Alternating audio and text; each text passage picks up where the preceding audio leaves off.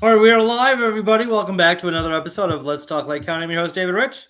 Have a very special and recurring guest on tonight, Alexandria Keating-Sofiakis, a Green Party member who's also running for Illinois District State 10, State District 10, Illinois. But tonight we're not talking politics. Tonight we're talking holidays.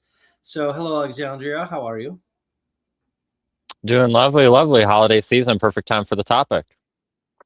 Yes, it is. Be odd if we had this discussion in, say March. So okay, cool. So yeah, so you're very into your Greek ethnicity, which I love that, by the way. I'm not as much, but somewhat into my Italian ancestry or ethnicity. I think it's just fun. I think I like culture. Culture is fun. That's why I want to keep it around. It's when people take it too seriously. It's like they treat culture like it's an absolute moral standard or something. It's not. Okay. So why don't you tell us about your family's holiday tradition? Yeah. So the first one that's going to be different for most Americans is Easter. We celebrate Orthodox Easter, so that follows the lunar calendar. So it's not always going to be on the same day. Most years, actually, it's on a later day, which has huge benefits, in particular when it comes to being able to buy more candy because it's all on sale after the regular Easter, Nice. and so you get a lot more cheaper. And something I've noticed, regardless if you're very religious or very secular in the Greek American community, at least, I'm not sure how upheld it is within Greece itself, is the greeting and the response. Everybody, when you walk into a house, you say Christos Anesti, which is Christ is risen, and they respond with Alitos Anesti, he truly has risen. And I've heard this from people who are vehement anti-theists too, which is sort of ironic, but that's just sort of a deep cultural thing, I guess, because the Greek Orthodox Church is sort of interwoven with Greek heritage so strongly. And then the other one that's going to stick out is for Thanksgiving. We would always have either just lamb or turkey and lamb.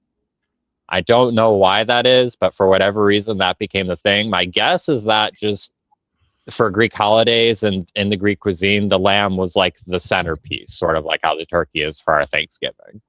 Well, I mean, also this is hot. I'm taking it off. I'm sorry, it's hot in here. Um, I mean, And then Jesus was the Paschal Lamb of God. It's also has religious symbolism too. So but okay, I don't know if that's why they do it, but that's a thing. No, yeah, I'm not thinking about it. That's obvious. And if any, actually, now that I'm a history, I'm wondering if that material reality, because that was the material reality before, like most of them became Christian, like that was the common agricultural thing. So I'm wondering if that inspired that language. I'm not a religious scholar, so I wouldn't know. Right. But just wondering. Yeah. Okay. Cool. What else? For Christmas, same time as everything. The greeting for that is Gala Christunia, which I forgot exactly how Christunia translates to English, but basically more or less means the same as Christmas. For us, we typically center it around the meal and the conversation. Unlike most families that don't talk about religion or politics, that actually tends to be the main point of focus. And our family discussions and stuff like that, we're very open to challenging each other's ideas and things like that. And if it can't stand up at a family gathering, then it's no good. Right. Do you celebrate it on December 25th? Because I know some Orthodox churches celebrate it in January. Yeah. That's in particular, I know the Armenian church celebrates it in early January.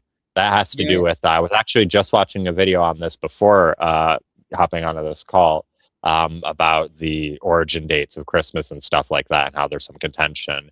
And it was actually basically made by a bunch of scholars going backwards in time and being like, okay, here's what we've read in the Bible and here's what we expect that to be. So we have to follow the lunar cycles and stuff like that to get our best estimate. And there have been different answers to that.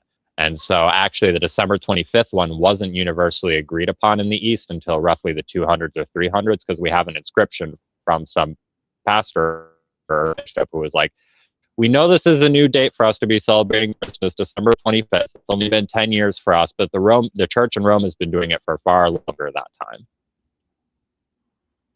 Right. Yeah. No, I mean, there's all sorts of discrepancy about December 25th is Jesus's birthday, presupposing it existed at all, is just, it's not history. It wouldn't be accurate. I mean, they scholars also claim no, if he was born, around that time, it would have been in April.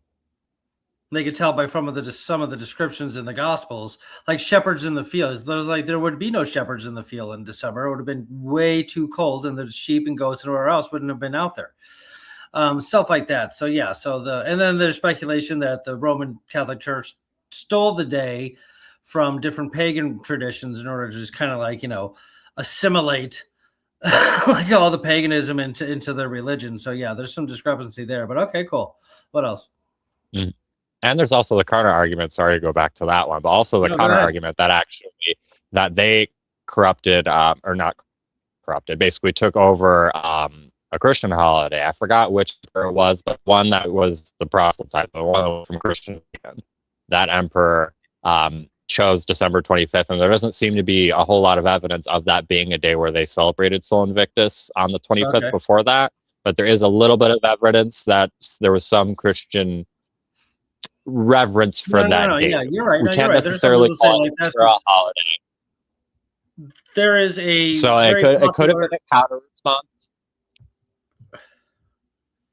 What's that? I'm sorry, you broke up a little bit. I was saying it could have been a counter response, or it could have been what I suspect is actually two independent, basically conclusions. They're both observing the stars and the moons, and they're both deciding that this date and time is important to them because they see the same sky. Yeah, no, there's a very popular and formidable biblical scholar and studier of religion, Dan McClellan, who says what you just said. He's like, there's literally no historical evidence that December 21st was celebrated by any pagans in any relevant sense. So yeah, no, I mean the debate goes on. So okay, very cool. Okay, so like, but what do you guys give gifts on Christmas? Is that part of your tradition? Yes. Christmas for sure. Christmas for sure. Easter, it was 50-50. Some years we would, some years we wouldn't. It would depend on if we had a little bit extra in the bank account to get some little treats for the kiddies or not. And also birthdays. It was very interesting because mine is just about a month before December, so it's just far enough to where they can still be separated and be separate, gift giving days rather than a lot of my friends who are late December, so they get it combined. Yeah, mine's the 16th. You were on the show last Tuesday, and I don't feel like I ever got gypped, but okay.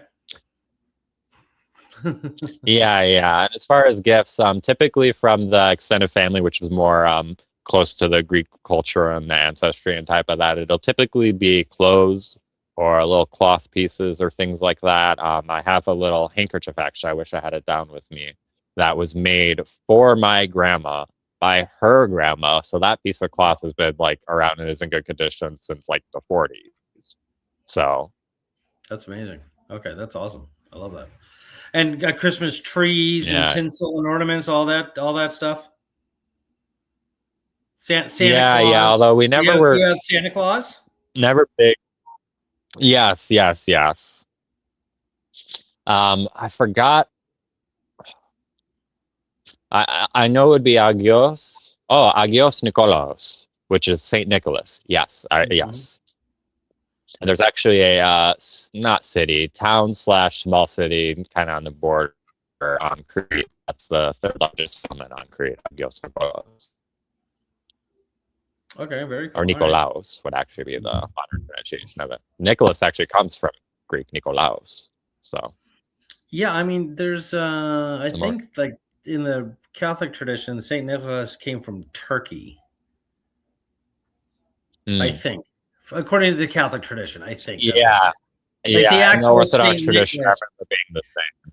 Yeah, and then there's debate about that too. I mean, like people want to put Santa Claus in like Northern European traditions, stuff like some people just want to say it was Macy's back in the when they would commercialize, the store Macy's when they commercialize, they threw Coca-Cola commercialized the image. That's for sure.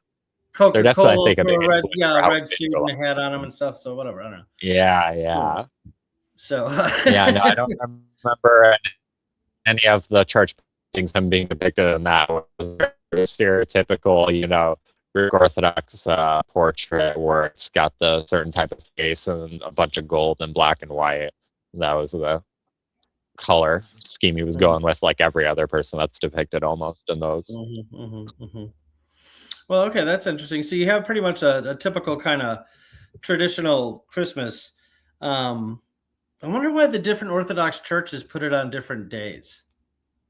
I thought the Orthodox Church was more would be well. I don't know. Is the Orthodox Church like because you have Russian Orthodox, Serbian, Turk? I mean, you have all sorts of different. That was just a There, split, there like are depending. multiple branches of Orthodoxy. There's the Eastern Orthodox churches, which encompasses Russian, Bulgarian, Greek, etc. And then there's the Oriental Orthodox churches, which encompasses the Armenian Church, the Ethiopian Church. And then there's the Church of the East, which is separated before those two. So Church of the East separates very early. Then on the Council of Chalcedon, the Oriental Orthodox shift, and the Council of Nicaea, I think the Great Schism happened way after. I forgot what happened at Yeah, Nicaea. no, Like Council something of Nicaea was relevant early happened there as 300s. well. That Schism was happened, I another think, in the church. 400s, or 400s or 500s or something like that. The schism, yeah, that was just a matter of like where the Pope was, the leader. That was it Constantinople or was it Yeah, Byzantine? Like something like I think it was Constantinople versus Byzantine. I think. Don't quote me on that. And that's where the schism yeah, occurred. yeah, So yeah. But the theologic. Oriental Orthodox Church going off earlier is part of the reason why, from my understanding at least, of why they celebrate it on January 5th. Because, like I was mentioning earlier, that being December 25th being the day was not decided. And we have accounts of monks that were part of the Eastern Orthodox tradition that were saying, like I mentioned earlier, oh, we only started choosing this day to celebrate Christmas less than 10 years ago. So they were celebrating it typically on January 5th over there. And some groups kept it. Those who separated early from the main Orthodox Church and those who kept in part of it changed over to December 25th in the East. Gotcha. In Rome itself, it's a little bit more complicated. The Catholic Church is always more complicated. So anyway, I grew up Catholic and I studied the hell out of it, no pun intended. And it's remarkably complex doctrine there. Very, very complex stuff. So anyway, okay, interesting. So like, what about other like religious holidays? I mean, I guess technically Valentine's Day is a religious holiday because it's Saint Valentine. I mean, anything like specific to your tradition there? No, no, no. Actually, most of the specific traditional ones are more cultural rather than religious that we had any reverence of. Like, I remember I went home one day and told my grandma I was complaining because you know how little kids with St. Patrick's Day, they'll pinch you if you're not wearing green or whatever. That's sort of a little game and stuff.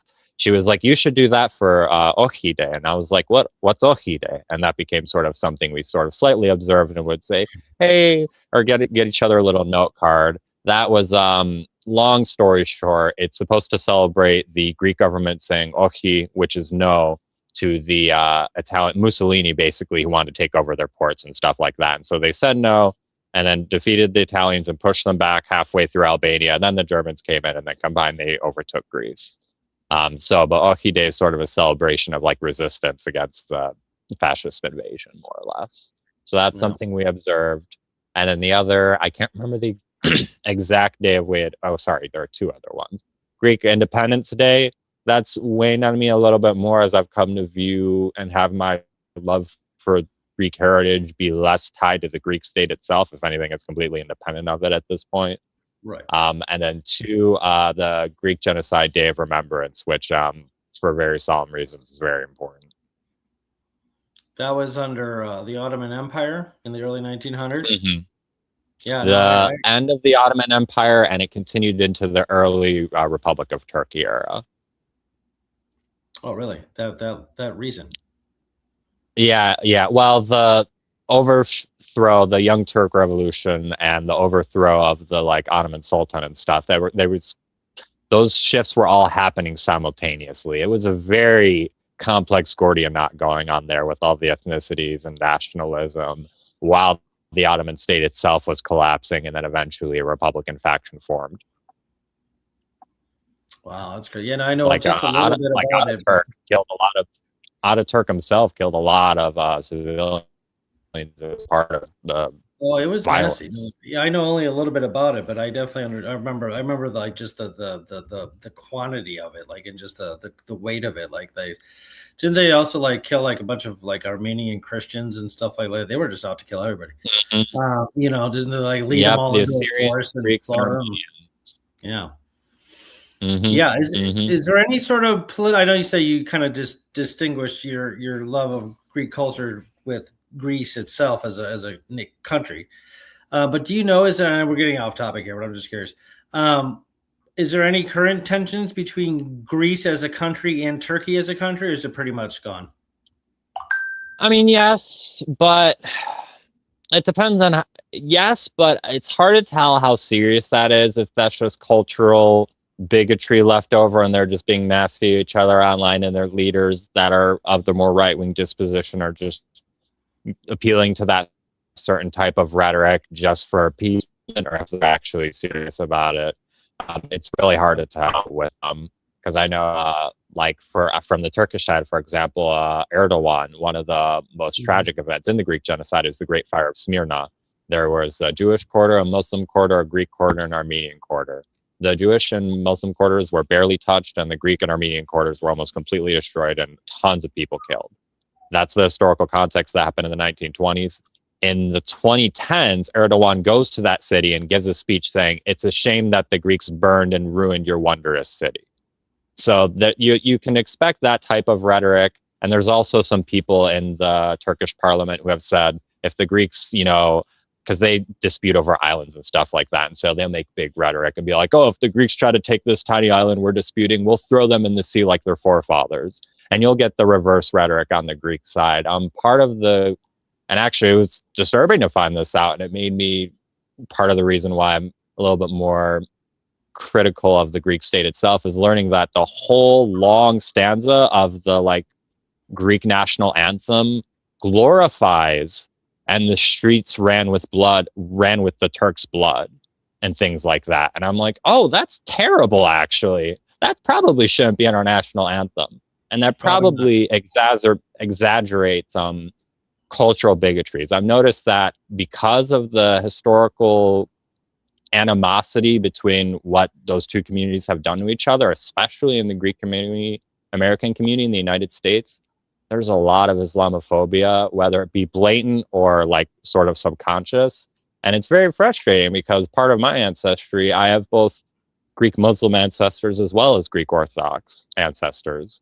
And so, like, you're bastardizing and trying to cut off part of your own history by denying that and being like, no, that's all foreign. That's not us. I'm like, no, the beauty of our history is how much we've contributed to so many different religions. You could find Greeks contributing and converting to Buddhism from like the 300s BC. Greeks were very important to early Christianity, and Greeks have been important to Islam, and Greeks have been important to Judaism too. That's Oh the yeah. beauty of it. We're not defined by one religion. If the Greek Orthodox faith works for you, awesome. Love that for you. And it unquestionably is a big part of Greek culture and heritage. But it does not define, it's not our only church. It's one of many churches the Greek people have been a part of. That's really interesting. Yeah, no, that's going on. Greek culture is going. I mean, I have a philosophy degree. I wouldn't have that degree if it wasn't for ancient Greece. And my philosophically, I'm a Platonist, one of the most Mm. famous Greek people ever, who also gave Yeah. us, like, the Democratic Republic, by the way. So yeah, no, Greek culture has Mm-hmm. contributed. Well, Aristotle gave us logic and pushed forward botany and just, I mean, logic. I mean, that, all science and math, it needs to use logic, and that's huge. So yeah, no, it's Mm-hmm. Greek Greek history and Greek culture has contributed. A lot of people would argue that all of Western civilization, it starts in ancient Greece, the whole thing.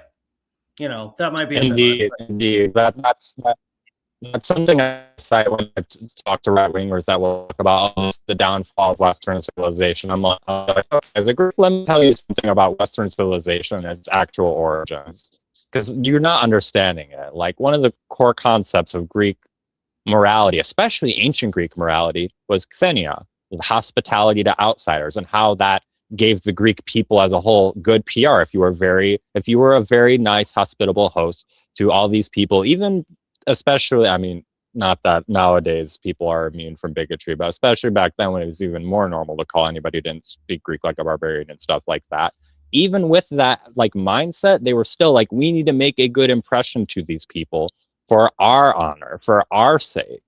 And so how can you say, oh, I'm honoring Western culture, we need to defend it by kicking more immigrants out and by being bigoted towards more religions? Do you understand anything about the people that founded what you would define as Western civilization? Like, Well, that, and you that means also like, I mean, democracy. and you could refer to the Old Testament and New Testament about like how you treat your neighbor in need and the stranger in your land and stuff like the foreigner in Mhm. your land, and it's in the Bible too, which is like the other. If ancient Greece is one half of our the underpinnings of civilization, the Bible is probably the other half, in a lot of ways. Mm. So yeah, no, it's complete nonsense. So anyway, cool. Well, that's great. I appreciate you coming on the show and discussing your holiday traditions with us. Anything else you wanted to talk about before we I let you go? The only other one I wanted to add is that it's been interesting. I celebrated, now that I'm experimenting with more religion than I got out of my anti-theist phase from earlier in life. Even though I've talked about it, I'm sort of religious, not spiritual, sort of the opposite. I believe in the communal parts of religion. So I was celebrating Diwali actually this year for the first time. So that was an interesting experience because I'm the only one in the household that was doing that. So I had a little candle with me, other than when I would go to sleep. Obviously, don't want to have a fire hazard, but like Yes. going to the bathroom or going to make food or whatever, I have a candle with me going all throughout the house. And it was just a nice little, as a storyteller and a writer, I was just thinking about the metaphor of being the light in the darkness and sort of letting that get into me, being like, you can be the light in the darkness for others and stuff like that. That was a really nice experience. I'm looking forward to incorporating more cultures, holidays into my own practice. That's cool. That's very cool. I love that. I'm probably more spiritual than I am religious. I mean, I enjoy community for sure, but it's kind of like my own personal thing. I understand the distinction. I get you. But like I don't belong to a church or go to a church or anything. I mean, I'm not Christian, so I wouldn't do that anyway. But I appreciate like from a philosophical vantage point, looking at multiple different cultural traditions is very important, just epistemologically. So there's no way one cultural tradition has all the truth. It's just not possible. So if you're interested in truth or at least facts, you need to look at a lot of different places. And I love culture. I do. I love cultural diversity. I love it. It's fascinating. It's just fascinating to me. I was big into ancient Greece or ancient Egypt for a long time, and that's kind of cliche. But and of course, like I said, ancient Greece is. I wouldn't be who I am without it, and it's the most important thing to me. So that's very cool. So I will thank you and your people for your contributions to the world. I appreciate it. All right, cool. Well, Alexandria Keating Sofiakis, again, Green Party member who's running for Illinois District 10 coming next year, opposition to Brad Schneider. So that's going to be an interesting little fight there. And stay tuned. We might, fingers crossed, knock on wood, we're starting to recruit to see if we could get enough volunteers to make it on the ballot. Fingers crossed. We'll keep you all updated on that. Sounds good. Looking forward to it. All right. Thank you, everybody, for tuning in to Let's Talk Lake County for a brief little quick holiday celebration episode. We'll be on tomorrow where we have William S. Ford. I didn't pronounce that right. Who was on the Green Party show last week, and he is He was born in Palestine, in Gaza. He lives here in America. He has a master's degree in accounting from DePaul and is committed to liberty and justice for all. And he has a very interesting, intense story to tell us tomorrow at 6 p.m. Tune in. Till next time, keep talking. All right. Thanks a lot.